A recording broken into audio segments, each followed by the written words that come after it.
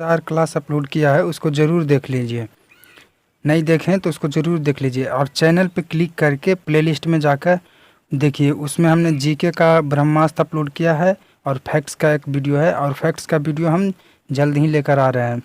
और प्लेलिस्ट ज़रूर चेक करें, प्लेलिस्ट में हम पूरा साइंस का क्लास डाल दिए हैं उसमें। और ये सब साइंस कहीं ना कहीं एग्ज़ाम में पूछा गया है या पूछने की संभावना अत्यधिक है, तभी हम इस क्लास में लेकर आते हैं। तो आइए आज का क्लास हम शुरू करते हैं।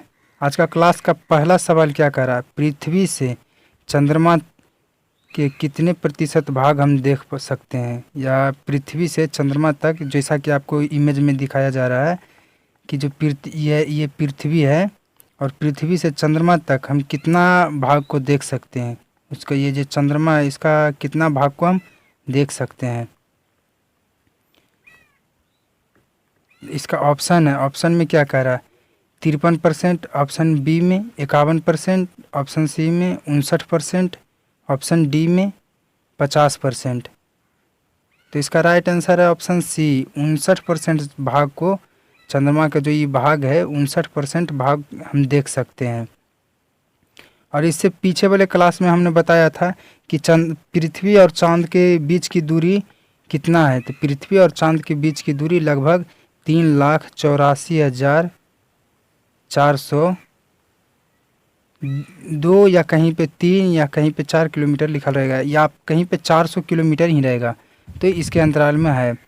और एक बात और वहाँ पे बताए थे पिछले क्लास में, जो चांद है, ये चांद जो देख रहे हैं, चांद से पृथ्वी तक प्रकाश आने में कितना समय लगता है।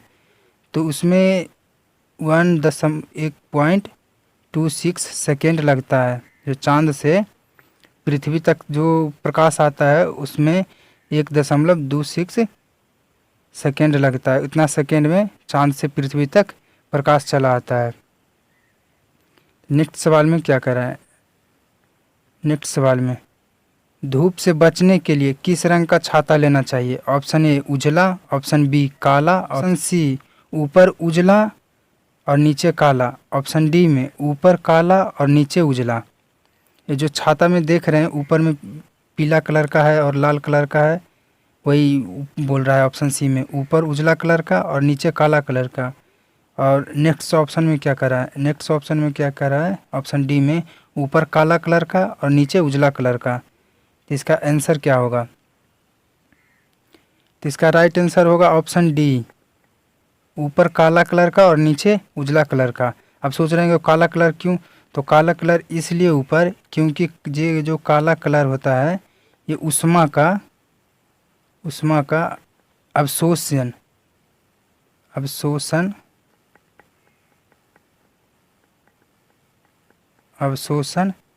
और उत्सर्जक है। ये जो काला कलर है उष्मा का उत्सर्जक और अवशोषण करता है, इसीलिए काला कलर का ऊपर में और नीचे में वाइट कलर का लेना चाहिए, जिससे कि छाता के नीचे ठंडक मिलती है। नेक्स्ट सवाल में क्या कह रहा है, नेक्स्ट सवाल में घड़ी की चाबी में संचित ऊर्जा होती है। ये फिजिक्स का सवाल है। घड़ी की चाबी में संचित ऊर्जा होती है। ऑप्शन ए गतिज ऊर्जा, ऑप्शन बी स्थितिज ऊर्जा, ऑप्शन सी दाब ऊर्जा, या फिर ऑप्शन डी गतिज और स्थितिज दोनों।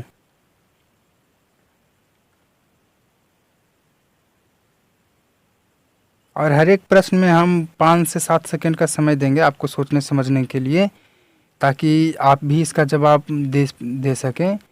और नहीं तो ऐसा करिए कि आप नीचे कमेंट बॉक्स में जवाब लिख सकते हैं, नहीं तो अगर प्रश्न को नोट करते हैं तो नोट में उसका जवाब आप नीचे कॉपी पेन पर लिख सकते हैं। तो इसका राइट आंसर है ऑप्शन बी, स्थितिज ऊर्जा जो है घड़ी के चाबी में होता है। और स्थितिज ऊर्जा और कहाँ होता है, जो पानी वाला बांध देखे हैं, पानी वाला बांध तो कम से कम देखे होंगे यार। जो पानी वाला बांध होता है, पानी का जो बांध होता है, एक तरफ से पानी रहता है, एक तरफ से बांध रहता है ना, पानी एक साइड और बांध बीच में रहता है। तो पानी का बांध जो होता है वो स्थितिज ऊर्जा होता है, स्थिर पानी जो रहता है स्थितिज ऊर्जा होता है। और ऑप्शन सी में क्या कर रहा है, दाब ऊर्जा। आप समझते होंगे कि दाब ऊर्जा, ये तो नाम पहली बार सुने होंगे दाब ऊर्जा का। दाब ऊर्जा, टोंटी का नाम सुने हैं, टोंटी पाइप जिसमें पानी आता है, समरसेबुल, उसमें से जो पानी निकलता है ना, वो प्रेशर, उसी को दाब ऊर्जा कहते हैं। जब टोंटी से पानी आता है ना, तो उसी को दाब ऊर्जा कहते हैं। गतिज और स्थितिज ऊर्जा किस में देखने को मिलता है? हवाई जहाज़ देखें हैं, चिड़िया चिड़िया हवाई जहाज़, उसमें दोनों देखने को मिलता है। और गतिज ऊर्जा जब कोई व्यक्ति रोड पर चलते रहता है तो उसमें गतिज ऊर्जा रहता है। नेक्स्ट सवाल में क्या कह रहा है? नेक्स्ट सवाल में शुद्ध जल का क्वथनांक फ़ारेनहाइट में होता है, यानी शुद्ध जल का क्वथनांक सेल्सियस में नहीं, ये डिग्री सेल्सियस होता है ना, 1 डिग्री सेल्सियस, तो उसमें नहीं, फ़ारेनहाइट में। फ़ारेनहाइट ऐसे होता है। फ़ारेनहाइट में क्या होता है? शुद्ध जल का क्वथनांक फ़ारेनहाइट में होता है। Option A 212 Fahrenheit, option B 100 Fahrenheit, option C 273 Fahrenheit, option D में 110 फ़ारेनहाइट। इसका राइट आंसर है ऑप्शन ए 212 फ़ारेनहाइट। और 100 नहीं मारिएगा, 100 डिग्री सेल्सियस होता है पानी का क्वथनांक, जो 100 डिग्री सेल्सियस पर होता है, फ़ारेनहाइट पर नहीं। पानी का क्वथनांक सेल्सियस पर पूछे तो 100 डिग्री होता है। और 0 डिग्री पर बोले, 0 डिग्री पर बोले तो पानी का हिमांक होता है 0 डिग्री, यानी पानी 0 डिग्री पर जम जाता है। नेक्स्ट सवाल में क्या कह रहा है? तारों का भविष्य निर्भर रहता है, यानी तारा जो है, स्टार, जो ऊपर में रात में चमकता है। अरे तरिंगन का नाम सुने ना, तरिंगन, वही गांव देहात में तरिंगन बोलता है। वही तारा का जो भविष्य है वो किस पर निर्भर रहता है? जैसे हम लोग का भविष्य जो है भोजन पर निर्भर है ना, कि हम लोग भोजन खाएंगे तब करेंगे तब आगे जीवित रहेंगे, उसी प्रकार तारों का जो भविष्य है वो निर्भर रहता है। ऑप्शन ए तापमान पर, ऑप्शन बी द्रव्यमान पर, ऑप्शन सी आकार पर, ऑप्शन डी भार पर। आपको क्या लगता है इन चारों ऑप्शन में भार पर जो तारा है उसका जीवन संभव है, या आकार पर उसका जीवन संभव है? अगर कोई आदमी कितना मोटा पतला रहे तो वो जीवित रह जाएगा हमेशा सब दिन, या उसका द्रव्यमान पर हो सकता है? वो भारी कोई भी व्यक्ति रहे या कितनू वजन का रहे, कम वजन या अधिक वजन का रहे, तो वो जीवित रहेगा।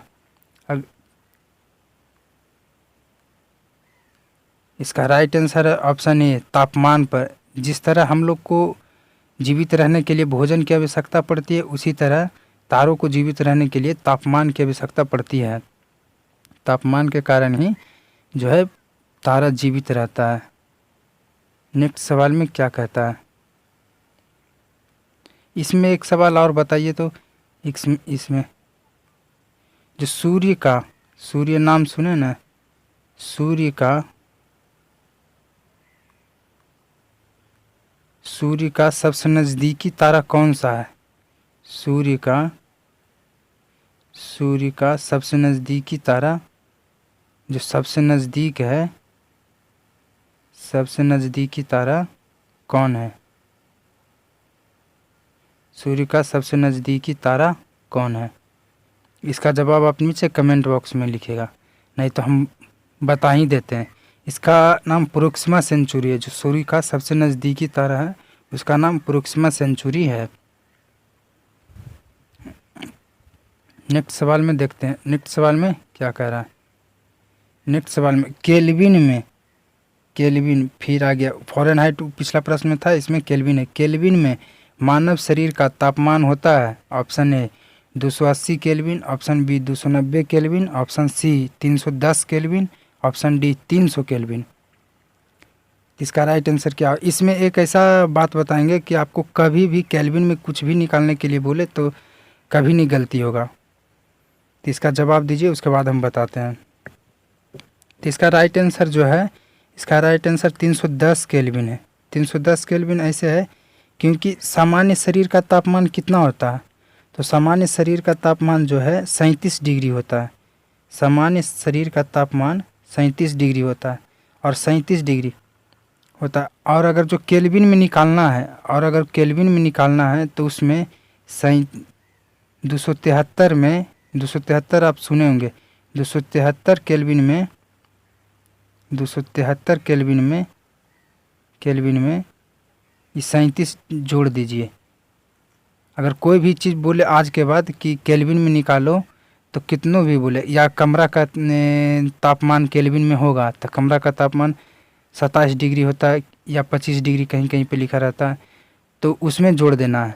कोई भी किसी का भी तापमान निकालने के लिए बोले केल्विन में, तो केल्विन का मान 273 रख के उसके बाद जिसका भी मान पूछे उसका तापमान जोड़ देना है इसमें, तो केल्विन का मान निकल जाएगा। नेक्स्ट सवाल में देखते हैं, नेक्स्ट सवाल में क्या कह रहा है। नेक्स्ट सवाल में पैरासीटामोल किस प्रकार की औषधि है। ये जो पैरासीटामोल देख रहे हैं गोली, ये किस प्रकार की औषधि है। ऑप्शन ए प्रतिज्वरकारी एवं पीड़ाहारी, ऑप्शन बी प्रतिजैविक यानी एंटीबायोटिक, प्रतिजैविक मतलब रोगाणुरोधक, ऑप्शन डी विषमकर्मक। तो इसका राइट आंसर ऑप्शन ए है, प्रतिज्वरकारी एवं पीड़ाहारी है पैरासीटामोल। नेक्स्ट सवाल में देखते हैं, नेक्स्ट सवाल में क्या कह रहा है। सवाल नंबर 8 में क्या कह रहा है।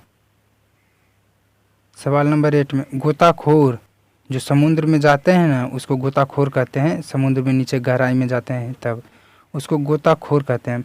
गोताखोर द्वारा गहरे समुद्र में सांस लेने के लिए जो टंकी लेके जाता है ना, पिछवा बांध लेता है पिठिया पर जो टंकी, वही टंकी ऑक्सीजन रहता है उसमें। टंकिया में तो ऑक्सीजन रहता है, ऑक्सीजन के साथ साथ और सा कौन सा गैस मिलाया जाता है उसमें।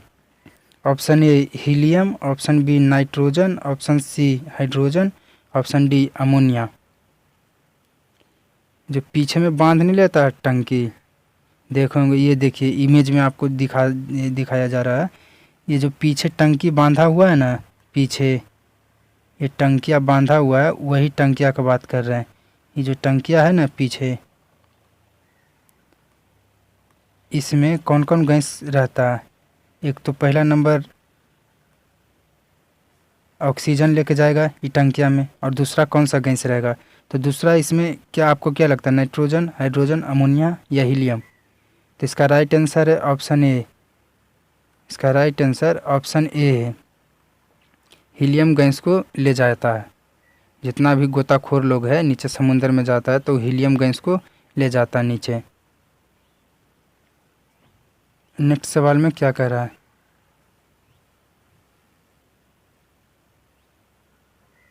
मोती मुख्य रूप से बना होता है। Option A calcium oxalate, option B calcium sulphate, option C calcium carbonate, option D calcium sulphate. यहाँ पे दो जगह कैल्शियम सल्फेट लिखा गया है, इसको एक जगह आप सुधार लीजिएगा, कैल्शियम सल्फाइड यहाँ पे कर लीजिएगा। कैल्शियम सल्फाइड, कैल्शियम सल्फाइड यहाँ पे कर लीजिएगा, कैल्शियम सल्फेट लिखा गया। ये जो मोती देख रहे हैं, मोती किस चीज़ का बना होता है। इन चारों ऑप्शन में किस चीज़ का मोती बना होता है। तो इसका राइट आंसर है ऑप्शन सी, कैल्शियम कार्बोनेट का बना होता है। कैल्शियम कार्बोनेट का जो है वो बना होता है। और कैल्शियम ऑक्जिलेट का नाम सुने ना। कैल्शियम ऑक्जिलेट जो है पत्थरी, शरीर में जब पत्थरी हो जाता है तो कैल्शियम ऑक्जिलेट ही रहता है। शरीर में जब पत्थरी हो जाता है, पत्थरी गलती लिखा गया, पत्थरी ऐसे होता है, पत्थरी शरीर में जब पत्थरी होता है तो पत्थरी कैल्शियम ऑक्जिलेट का होता है। नेक्स्ट सवाल में क्या कह रहा है।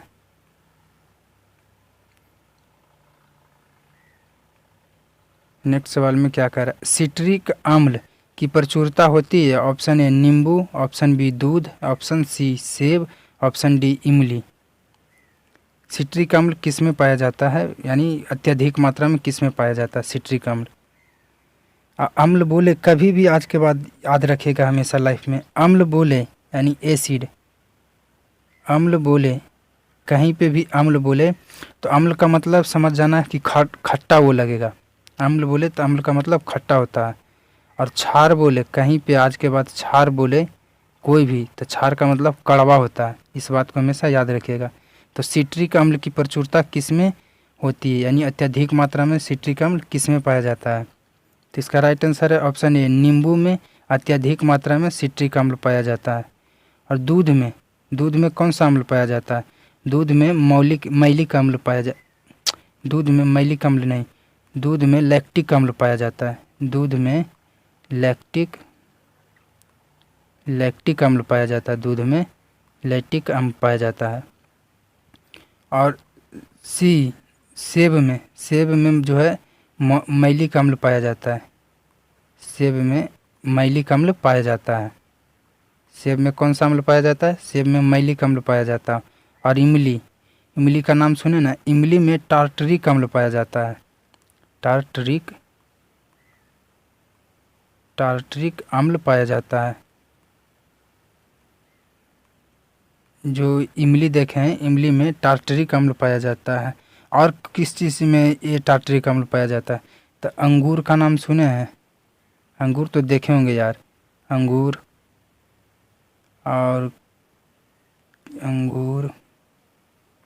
कच्चा आम देखे ना, कच्चा आम एक्सेट्रा में पाया जाता है टार्टरिक अम्ल। नेक्स्ट सवाल में क्या कह रहा है?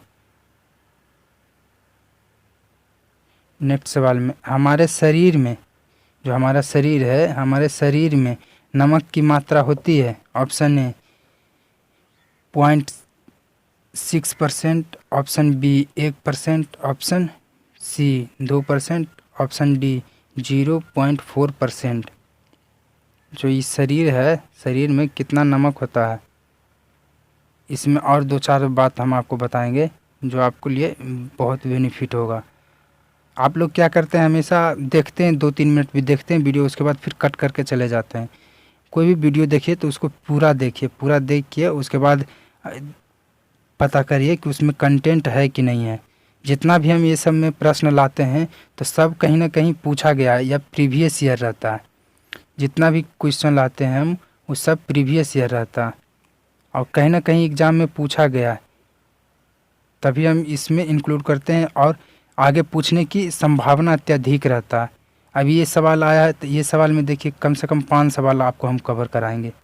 देखिए इसका राइट आंसर क्या होगा? तो इसका राइट आंसर ऑप्शन डी है, 0.4% जो है शरीर में नमक की मात्रा होती है।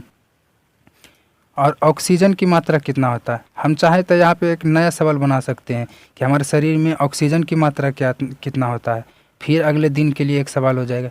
फिर बनाएंगे कि हमारे शरीर में कार्बन की कितना मात्रा होता है, हमारे शरीर में लोहा की कितना मात्रा होता है।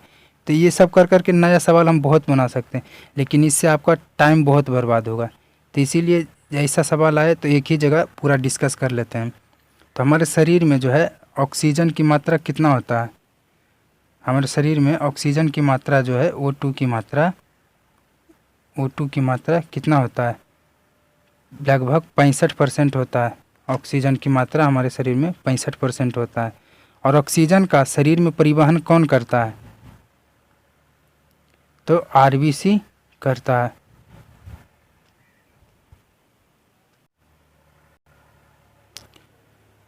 और हमारे शरीर में कार्बन की कितना मात्रा होता है? तो हमारे शरीर में कार्बन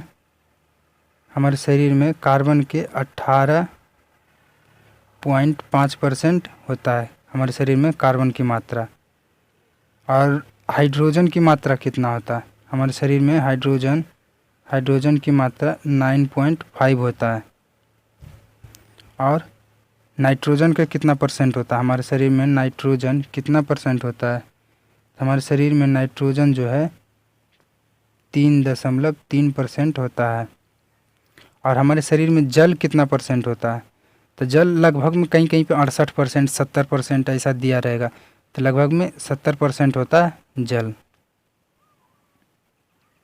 नेक्स्ट सवाल में क्या कह रहा है? नेक्स्ट सवाल में मानव मूत्र का पीला रंग किस वजह से होता है? ऑप्शन ए पीत, option B cholesterol, option C lymph, option D urochrome.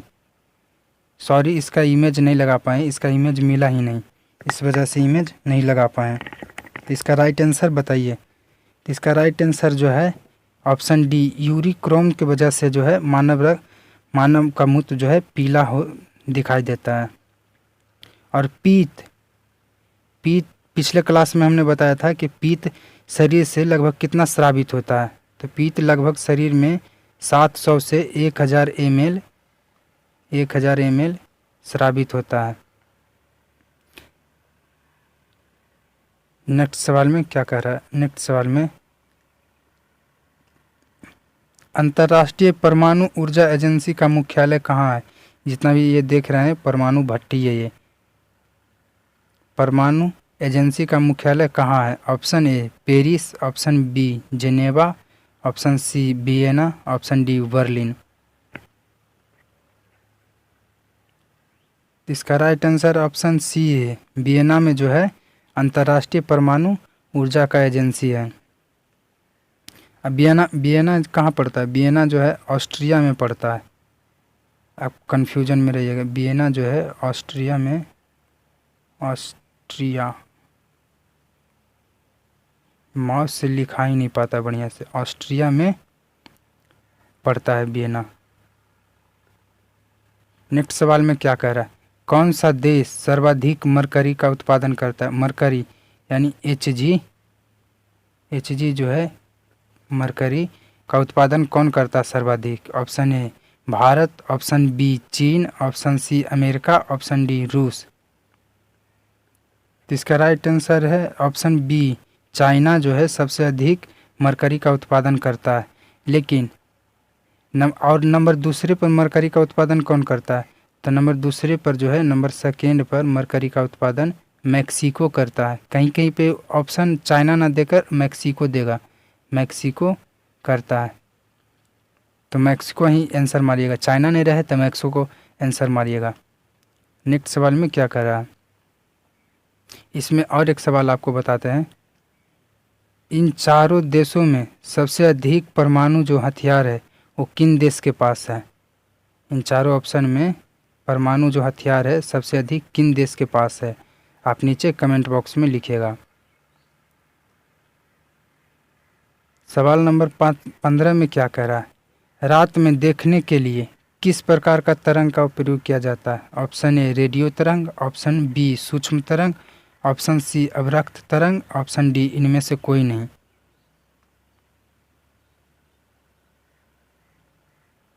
तो इसका राइट आंसर है ऑप्शन सी, अवरक्त तरंग का प्रयोग किया जाता है। अवरक्त तरंग ऐसा होता है कि जिसको हम लोग आँखों से नहीं देख सकते हैं। अवरक्त तरंग को, अवरक्त तरंग एक चीज़ में, और इसका प्रयोग जानते हैं अवरक्त तरंग का?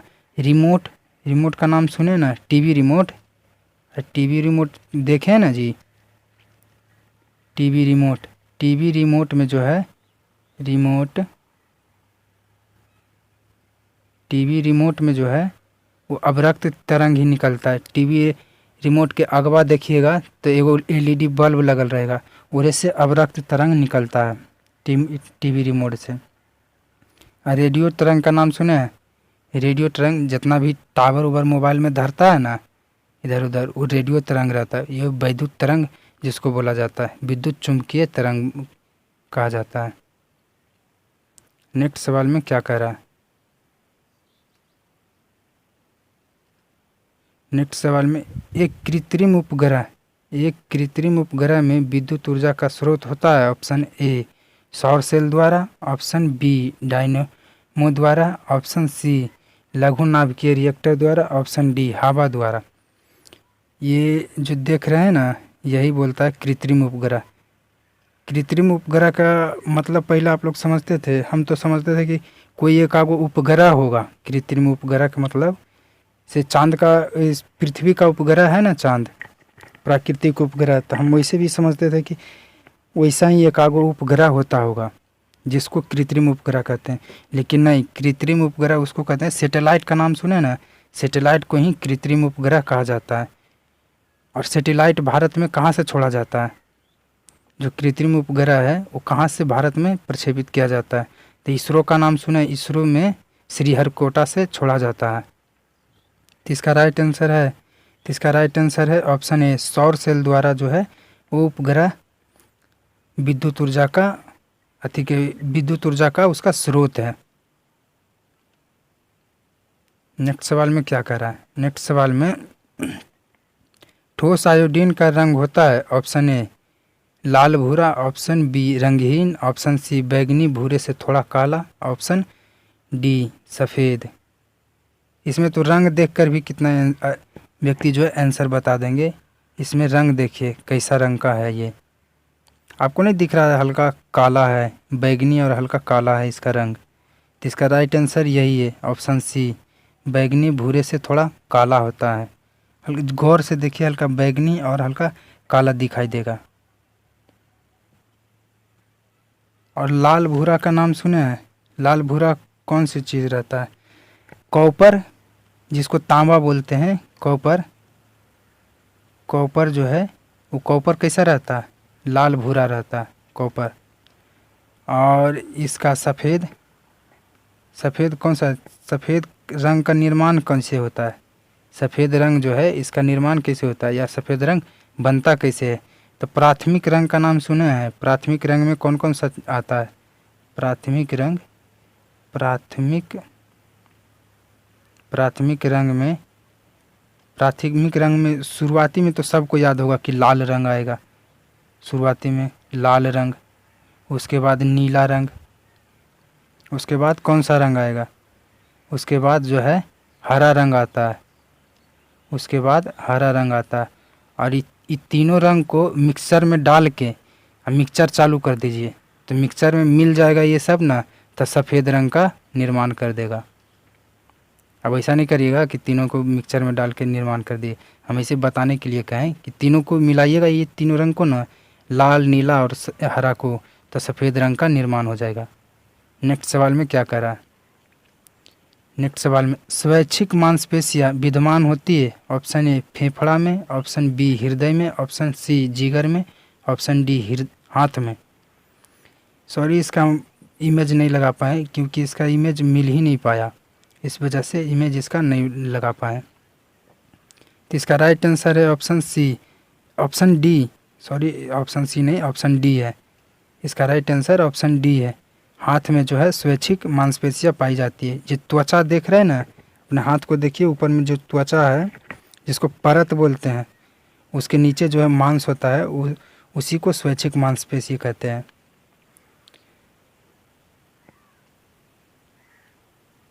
नेक्स्ट सवाल में क्या कह रहा है? नेक्स्ट सवाल में,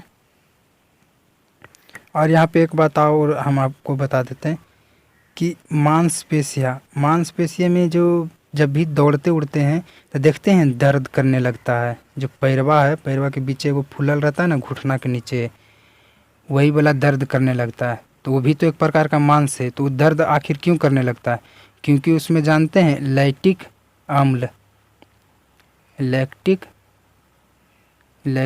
अम्ल जम जाता है। वही मनसवा में जो है लैक्टिक अम्ल जम जाता है, या कहीं कहीं पे लिखा रहेगा कि लैक्टिक अम्ल का संचय हो जाता है। तो वही एक ही बात है, उस कारण से जो है दर्द करने लगता है।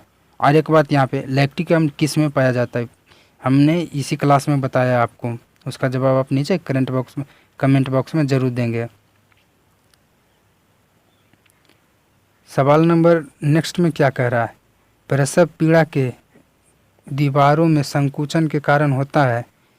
ऑप्शन ए अंडाशय, ऑप्शन बी गर्भाशय, ऑप्शन सी उदर का निचला भाग, ऑप्शन डी जीन का मुक्त होना।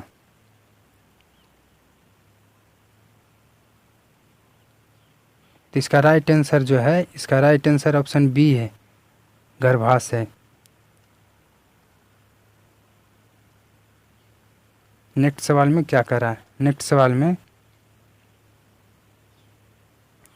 मानव शरीर में श्वसन वर्णक है। Option A eumelanin, option B haemoglobin, option C melanin, option D pheomelanin.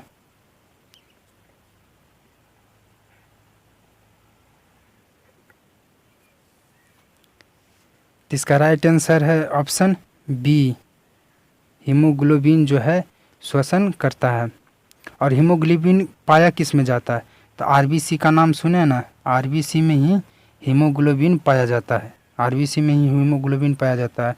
और हीमोग्लोबिन का मुख्य कार्य क्या होता है? ये ब्लड में आरबीसी में मिलकर और क्या करता है? ऑक्सीजन को परिवहन करता है, ऑक्सीजन को ले जाता है और कार्बन डाइऑक्साइड को बाहर निकालता है, ये हीमोग्लोबिन। और हीमोग्लोबिन इसका आखिर नाम कैसे पड़ा, इस बात को कभी पूछें अपने सर उर से, कहीं पे पढ़े होंगे तब। हीमोग्लोबिन का नाम आखिर क्यों पड़ा? तो ये जो आगवा दिख रहा है ये आगे जो दिख रहा है, ये आगे दिख रहा है ना हीमो का मतलब क्या होता है? तो हीमो का मतलब होता है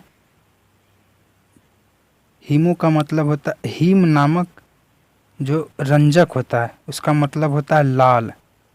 जो हीमो का मतलब होता है हीम नामक एक रंजक होता है। हीम नामक एक रंजक होता है, उसका मतलब क्या होता है? लाल। उसका मतलब होता है लाल। और आगे ये पीछे देख रहे हैं जो ये पीछे ग्लोबिन का मतलब होता है प्रोटीन से बना। ये ग्लोबिन जो देख रहे हैं इसका मतलब है प्रोटीन से बना।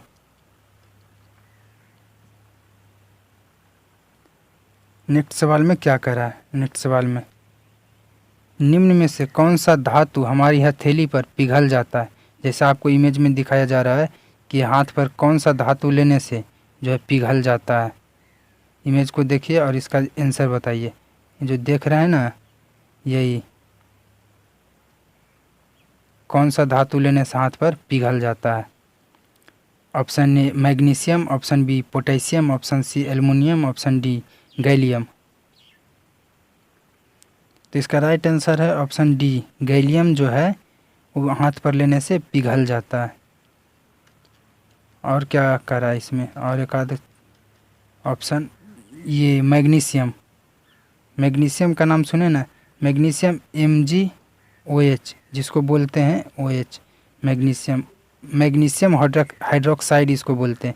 मैग्नीशियम हाइड्रोक्साइड को ही मिल्क ऑफ मैग्नीशिया कहा जाता है। अक्सर एग्जाम में पूछा जाता है कि मिल्क ऑफ मैग्नीशिया किसे कहा जाता है, तो ध्यान में रखिएगा कि मिल्क ऑफ मैग्नीशिया जो है वो MgOH को कहा जाता है। और पोटेशियम का नाम सुने ना, पोटेशियम का नाम सुने ना, पोटेशियम जो है प्याज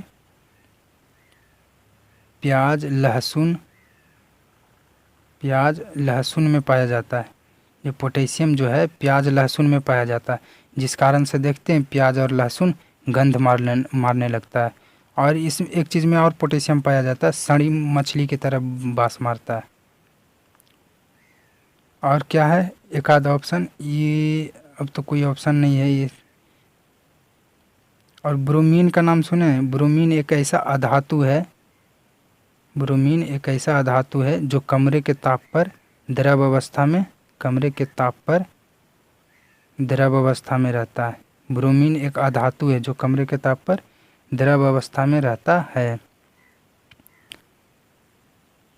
thank you watching for this video. अगर वीडियो पसंद आए तो लाइक शेयर एंड सब्सक्राइब ज़रूर करें।